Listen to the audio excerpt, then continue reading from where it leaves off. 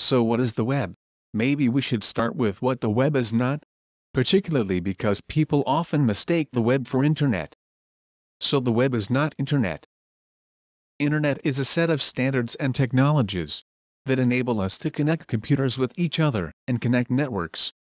It can be seen as a road network on which different kinds of services, goods, people and vehicles pass through.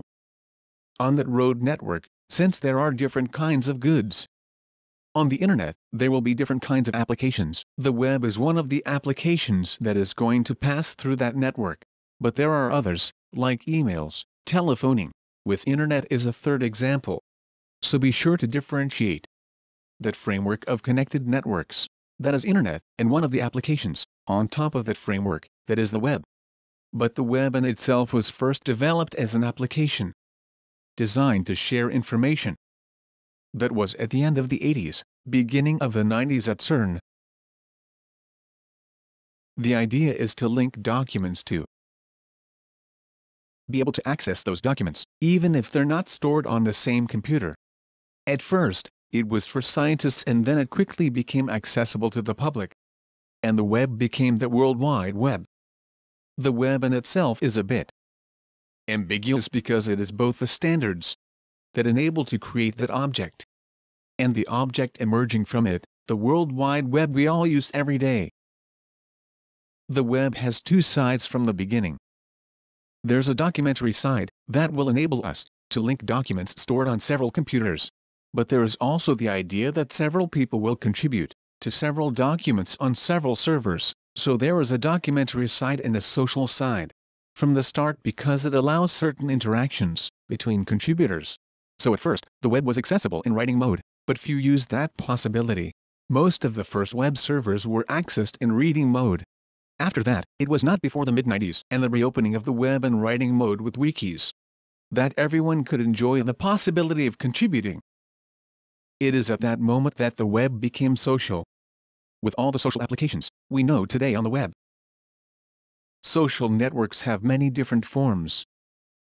But a social network such as we hear about today in newspapers can be defined as an application that uses science and information technologies, so the web, internet, and mobiles to connect people. That's what they have in common.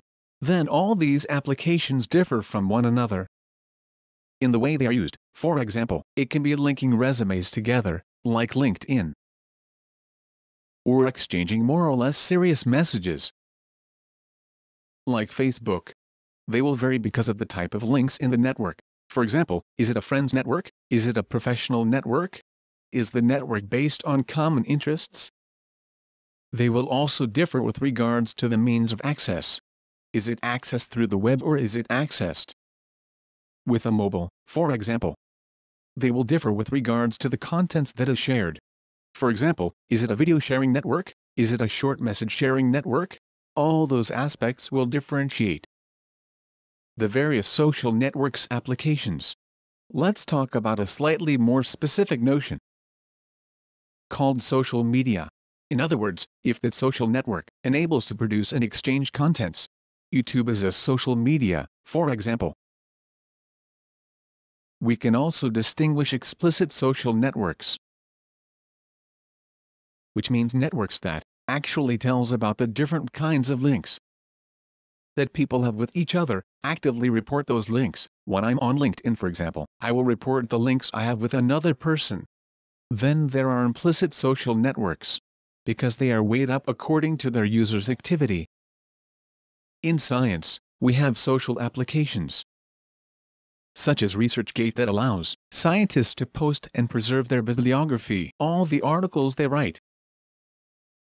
So through that activity, and by identifying the co-authors, we are able to deduce there is an implicit social network with that activity. Another differentiation that can be made between those applications is, are they mainly related to the web? Or are they mainly related to other platforms? For example, an application such as Tumblr was born and has permanently taken root on the web, whereas applications like WhatsApp or Snapchat were born and are mainly used through mobile networks. So in conclusion, we could say that all in all, there is both a shared idea, which is that those are applications using new information technologies to connect between people, to create bonds between people, and there are lots of differences regarding their usage, the type of contents, the kind of links they allow to create. Actually, social networks did not wait either for internet or even computing to exist. The idea of a social network has existed for a very long time. The idea of social structure, because it is important. Having a network is a well-known expression. And in sociological studies too. These structures have been studied for a long time. Let's not make a fuss about this. Even looking back on the beginning, with computer science. That was even before internet bulletin boards and a BBS system actually started being used before internet, in the 70s.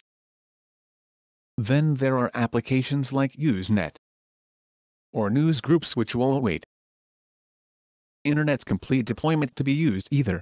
Then there are also mails with mailing lists. There are IRCs for synchronized chats. So a rather synchronized communication. So forums, or chat rooms, talk rooms, began very early in computer sciences. What happened after that is not only internet's deployment, but mostly the web's deployment. The web's deployment brought a turnaround in the 90s. Because it generalized the access to internet. Technophiles aren't the only ones accessing that space now, but at the same time, the web transformed and became social. So what we have around us is not a library anymore, but it's a place where anyone can contribute, write. So it's both for the general public and on open writing mode. So it's a place where social applications can be developed. It was rather simple at first, like with 6 Degrees or Classroom, to simply identify your former classmates. And then, slow and steady, applications like wikis, forums, blogs will enable contributions, and so social medias,